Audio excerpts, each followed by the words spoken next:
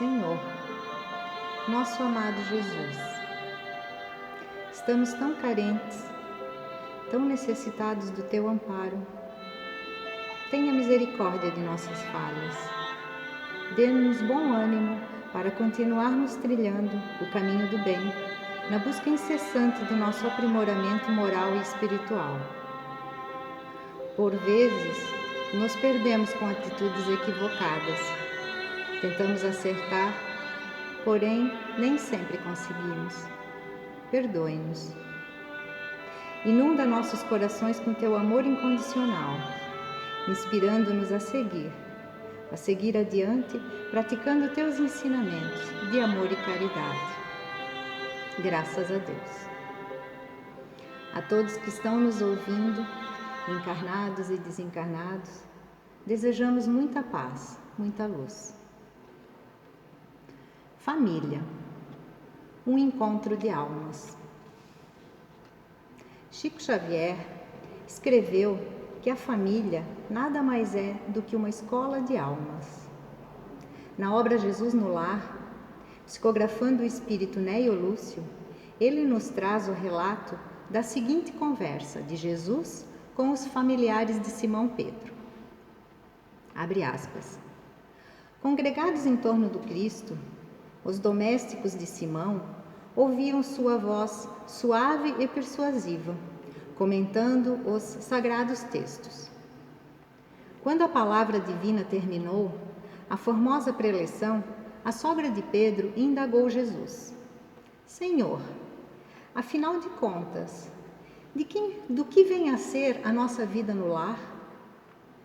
Contemplou-a ele significativamente, demonstrando a expectativa de mais amplos esclarecimentos, a matrona acrescentou: iniciamos a tarefa entre flores, para encontrarmos depois pesada colheita de espinhos. No começo é a promessa de paz, compreensão. Entretanto, logo após, surgem pedras e dissabores. Reparando que a senhora Galileia se sensibilizara até às lágrimas, deu pressa a Jesus em responder: o lar é a escola de almas, o templo onde a sabedoria divina nos habilita, pouco a pouco, ao grande entendimento da humanidade. E sorrindo perguntou: que fazes inicialmente as lentilhas antes de servi-las à refeição? A interpelada respondeu titubeante: naturalmente, Senhor, cabe-me levá-las ao fogo, para que se façam suficientemente cozidas. Depois devo temperá-las, tornando-as agradáveis ao sabor. Pretenderias também, porventura, servir pão cru à mesa? De modo algum, respondeu a velha humilde. Antes de entregá-lo ao consumo caseiro, compete-me guardá-lo ao calor do forno. Sem essa medida, o divino amigo então considerou: há também o banquete divino, da vida celestial, em que nossos sentimentos devem servir à glória do Pai. O lar, na maioria das vezes, é o cadinho santo, o forno reparador. O que nos parece aflição e sofrimento, dentro dele, é recurso espiritual. O coração acordado para a vontade do Senhor retira as mais luminosas bênçãos das lutas renovadoras, porque somente aí, de encontro uns com os outros, examinando aspirações e tendências que não são nossas, observando defeitos alheios, suportando-os, aprendendo com as próprias aflições. Nunca notou a rapidez da existência do homem? A vida carnal é idêntica à flor da erva. Pela manhã emite perfume, à noite desaparece.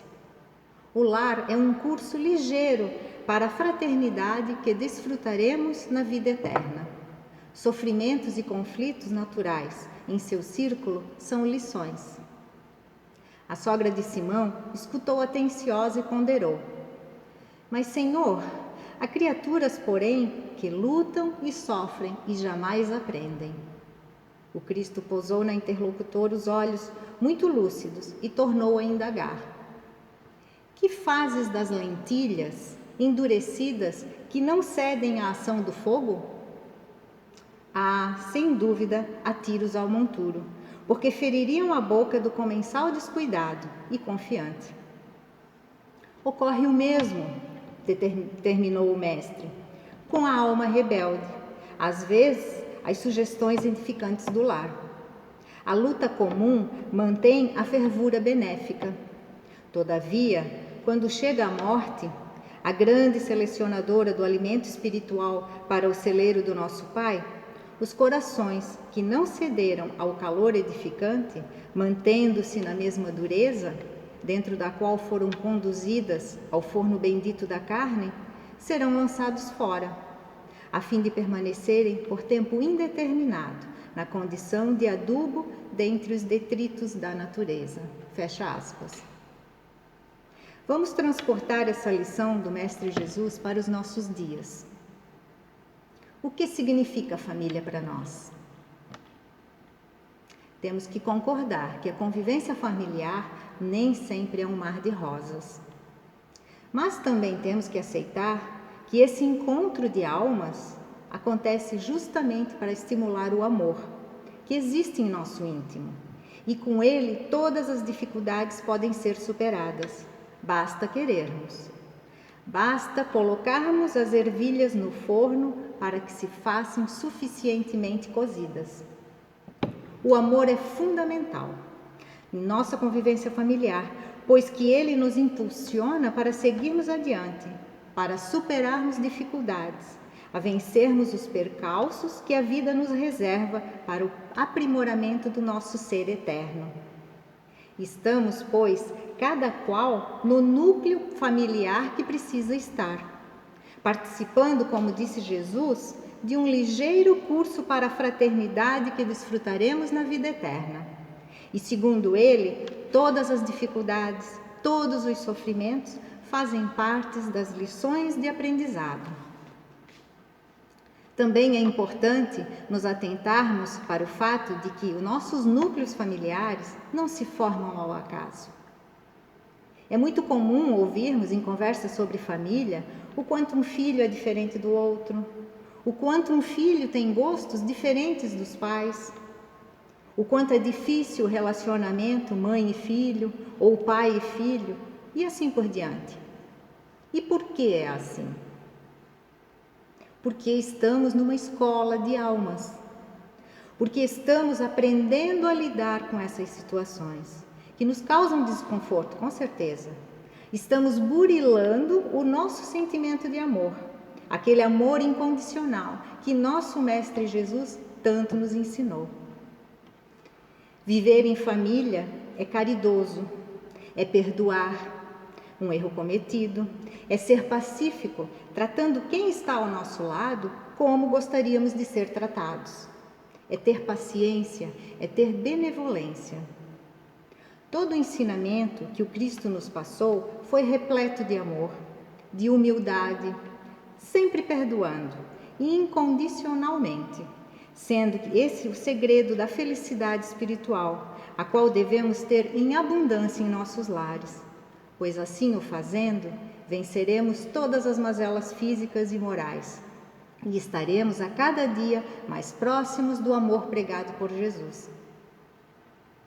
Muitos já devem ter ouvido a história do ator norte-americano Christopher Reeve, que interpretava o Super-Homem e durante uma competição hípica em maio de 1995 sofreu uma queda e fraturou 2 vértebras na coluna cervical.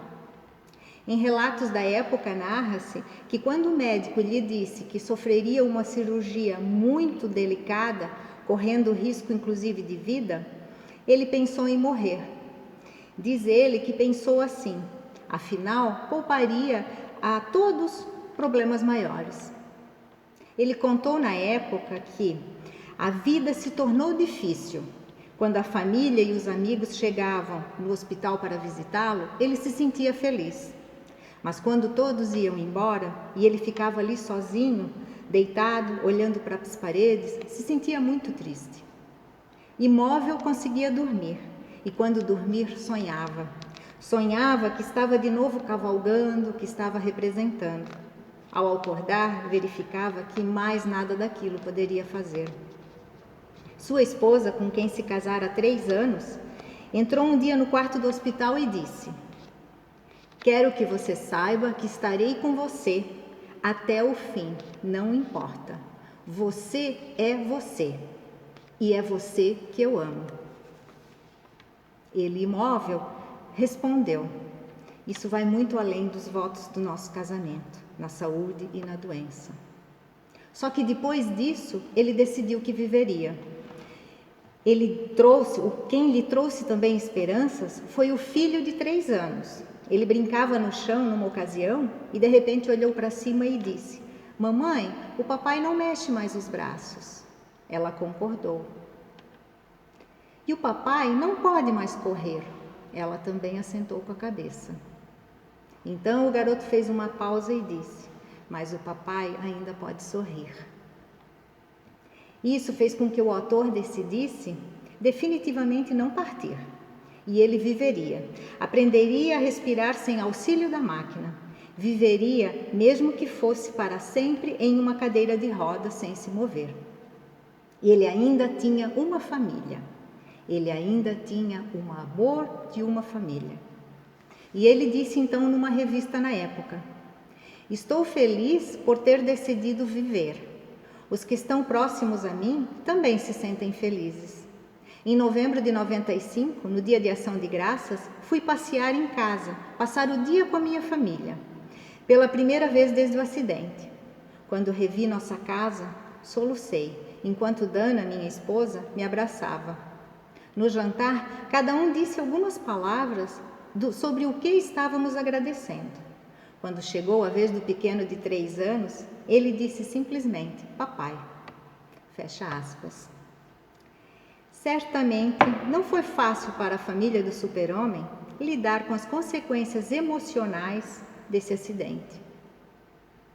Mas eles tiveram que superar essa situação inesperada e sofrida, que lhes fez trabalhar com sentimentos que estão na intimidade de cada um de nós: o amor, a compreensão, a compaixão, o perdão.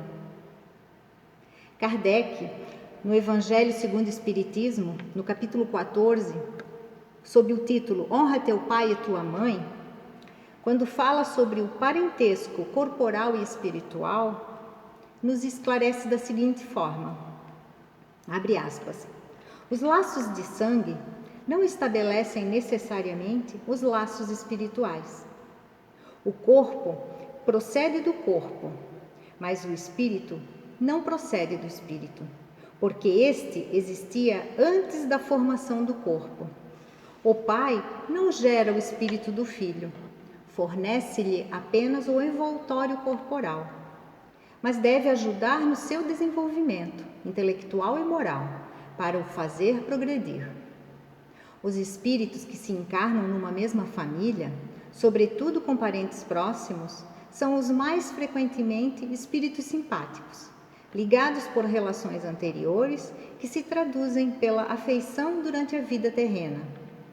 Mas pode ainda acontecer que esses espíritos sejam completamente estranhos uns aos outros, separados por antipatias igualmente anteriores, que traduzem também o seu antagonismo na Terra, a fim de lhes servir de prova.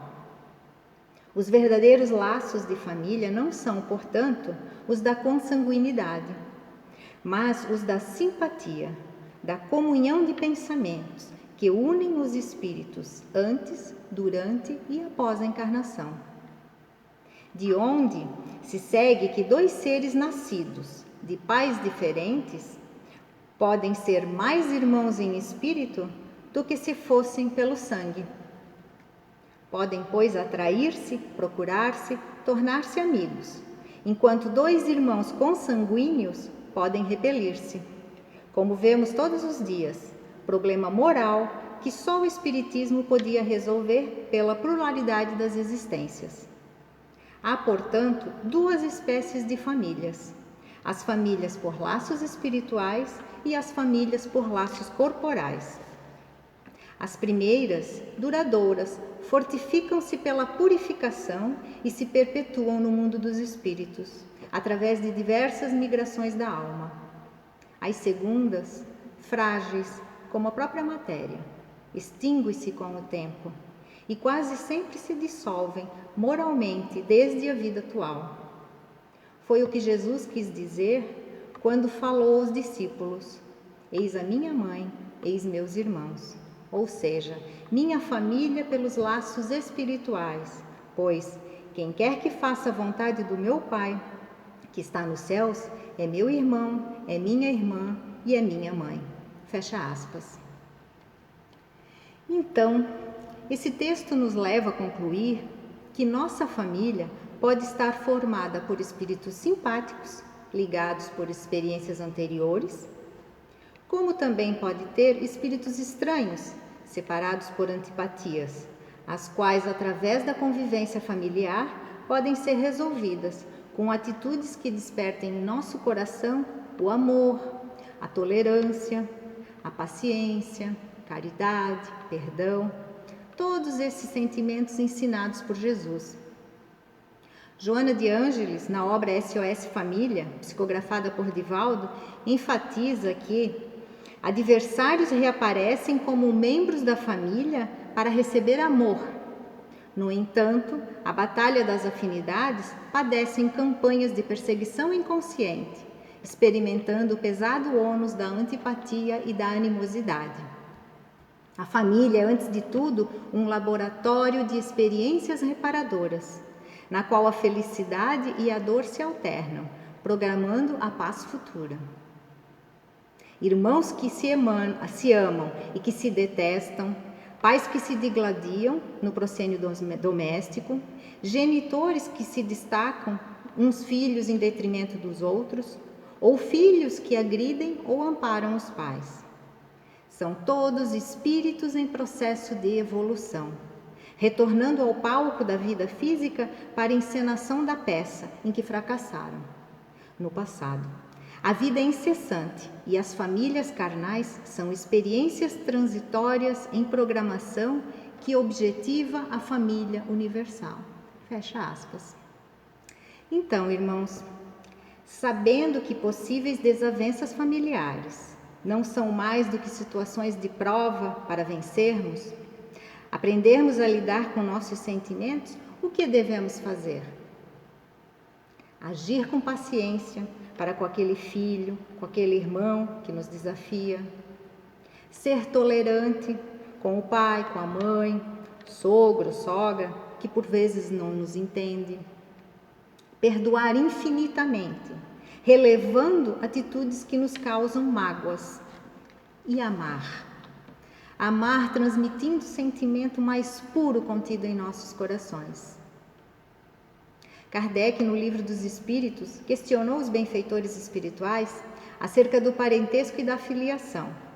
Questionou ele, questão 204. Desde que tivemos muitas existências, o parentesco remonta às anteriores? Responderam os espíritos. Não poderia ser de outra maneira. A sucessão das existências corpóreas estabelece entre os espíritos liames que retomam as existências anteriores. Disso decorrem frequentemente as causas de simpatia entre vós e alguns espíritos que às vezes vos parecem estranhos. Adiante, na questão 205, também questionou. Segundo certas pessoas, a doutrina da reencarnação parece destruir esses laços de família, fazendo-as remontar às existências anteriores? Os benfeitores responderam: ela os amplia, em vez de destruí-los.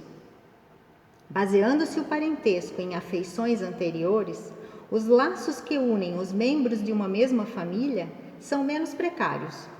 A reencarnação amplia os deveres de fraternidade, pois nosso vizinho ou nosso criado pode encontrar-se num espírito que nos foi do nosso sangue. Fecha aspas. Portanto, temos que assimilar que estamos todos juntos nessa reencarnação para melhorarmos, para evoluirmos, para vencer nossos desafios, lembrando que nunca recebemos fardo maior do que podemos carregar. Existindo amor em nossos lares, superaremos as dificuldades e nosso fardo se tornará mais leve.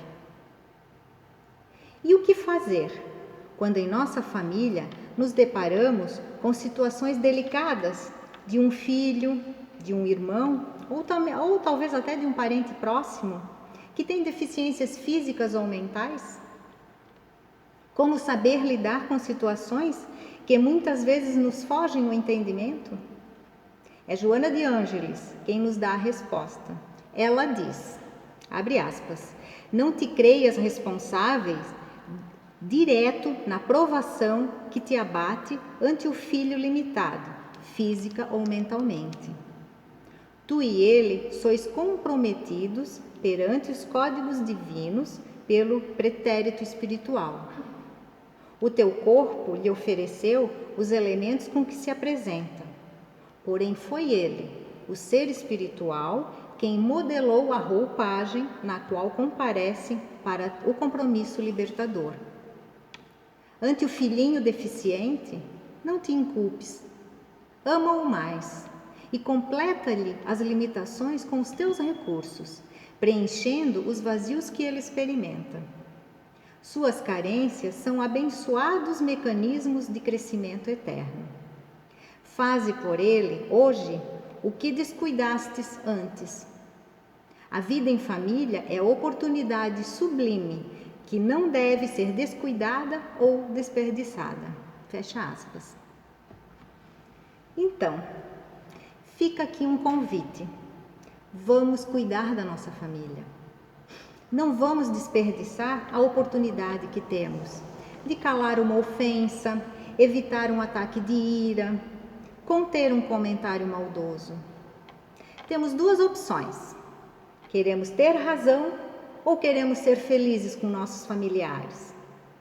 É claro que queremos ser felizes, não é? Então, estamos passando por momentos bem delicados com a quarentena, com a necessidade de isolamento social para nos proteger e proteger quem está ao nosso redor. Todos fomos pegos de surpresa, de um dia para outro, isolados em família. Passou uma semana, 2, 3, agora já se vão 2 meses. E como estamos? Estamos felizes? Na grande maioria das vezes a resposta é não, não é? Estamos sem paciência, de saco cheio, querendo estar com quem não está conosco, não é? É até compreensível, pois não estávamos preparados para lidar com determinados sentimentos, determinadas situações. Não estávamos preparados para ficarmos 24 horas por dia juntos. Mas como isso? Como podemos estar em família, com nosso pai, nossa mãe, nossos filhos, e ainda assim acharmos que está difícil? Refletindo sobre essas perguntas, o que me vem em mente é que está faltando em nossos corações o amor, a paciência, o olhar carinhoso para quem está ao nosso lado. Está faltando Jesus em nossos corações. Temos que trazer Jesus para nossos lares. Ele tem que estar conosco, integrando nossa família. Pois com Ele venceremos qualquer quarentena.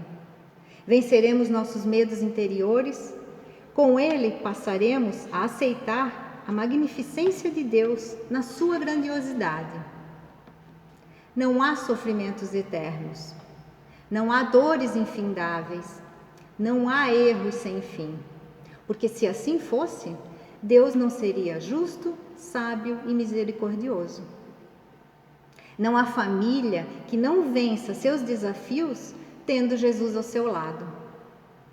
Jesus disse: Vinde a mim todos que andais em sofrimento e vos achais sobrecarregados, que eu vos aliviarei. Tudo com Jesus fica mais suave. Então, comecemos a renovação de atitudes dentro de nós mesmos, porque é aí que inicia o caminho para a libertação, cortando as arestas do mal e aprimorando as atitudes de amor e fraternidade para com os integrantes da nossa família. Nada aparece em nosso caminho sem necessidade. É certo que nem sempre a vida transcorre da maneira que esperamos. Mas, irmãos, tenhamos a certeza de que tudo vem do modo que precisamos para que o amor possa crescer em nossos corações. Despertemos, pois, o amor que existe em nós e, com determinação, vamos alinhá-lo no sentido reto que o bom senso indicar, pois se assim agirmos, Deus nunca nos faltará com suas bênçãos a nosso favor. Emmanuel, através de Chico, no livro Pão Nosso, sob o título Em Família, nos diz: aprendam primeiro a exercer piedade para com a sua própria família e a recompensar seus pais, porque isso é bom e agradável diante de Deus. Isso foi dito pelo apóstolo Paulo na primeira carta a Timóteo. E complementa Emmanuel: a luta em família é um problema fundamental da redenção do homem na terra. Como veremos, seremos benfeitores de 100 ou 1000 pessoas se ainda não aprendemos a servir 5 ou 10 criaturas? Esta indagação é lógica, porque se estende a todos os discípulos sinceros do cristianismo. Bom pregador ou mau servidor são 2 títulos que não se coadunam. O apóstolo aconselha o exercício da piedade no centro das nossas atividades diárias. Entretanto, não alude à piedade que chora sem coragem ante os enigmas aflitivos, mas àquela que conhece as zonas nevrálgicas da casa e se esforça por eliminá-las, aguardando a decisão definitiva do seu tempo. Conhecemos numerosos irmãos que se sentem sozinhos espiritualmente, entre os que lhes agregam o círculo pessoal, por meio de laços consanguíneos, entregando-se por isso a lamentável desânimo. É imprescindível, contudo, examinar a transitoriedade das ligações corpóreas, ponderando que não existem uniões casuais no lar terreno. Preponderam aí, porém, quanto às provas salvadoras ou regenerativas. Ninguém despreze, portanto, esse campo sagrado de serviço, por mais que se sinta acambrunhado na incompreensão. Consistiria falta grave esquecer-lhes as infinitas possibilidades de trabalho iluminativo.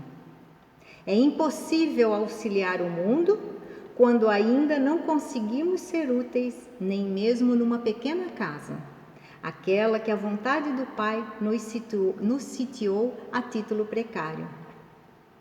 Antes da grande projeção pessoal na obra coletiva, aprenda o discípulo a cooperar em favor dos familiares no dia a dia de hoje, convicto de que semelhante esforço representa realização essencial. Fecha aspas. Pelas lições lidas, percebemos que tudo começa em nossos lares. O amor que precisamos fazer florescer, tornando mais fácil o nosso dia a dia, deve ter início com os nossos familiares. E se formos trazer esse entendimento ao momento atual, aonde toda a humanidade foi repentinamente paralisada, o mundo todo entrou em isolamento em seus lares. Não será essa situação um convite de Deus para olharmos para o nosso interior, para olharmos para a nossa família e darmos vazão a sentimentos, talvez esquecidos, ou se não esquecidos, talvez deixados de lado? Para estimularmos o amor, a paciência, a tolerância e, acima de tudo, perdoando as falhas de quem está ao nosso lado? Como dito por Santo Agostinho: ó espíritas, compreendei nesse momento o grande papel da humanidade. Compreendei que quando gerais um corpo, a alma que se encarna vem do espaço para progredir. Tomai conhecimento dos vossos deveres e ponde todo o vosso amor em aproximar essa alma de Deus. É essa missão que vos está confiada e da qual recebereis a recompensa, se a cumprirdes fielmente. Vossos cuidados, a educação que lhes derdes, auxiliarão o seu aperfeiçoamento e a sua felicidade futura. Lembrai-vos de que a cada pai e a cada mãe Deus perguntará: que fizeste da criança confiada à tua guarda? E mais adiante arremata: Deus não faz provas superiores às forças daqueles que as pedem. Só permite as que podem ser cumpridas. Se isso não se verifica, não é por falta de possibilidades, é por falta de vontade. Irmãos, coloquemos então uma dose de amor em nosso convívio familiar, de modo que a cada dia façamos o nosso melhor, certo de que estamos aprimorando o nosso crescimento, o crescimento de quem está ao nosso lado. Lembramos da palavra do apóstolo Paulo na primeira carta a Coríntios, ao falar do amor.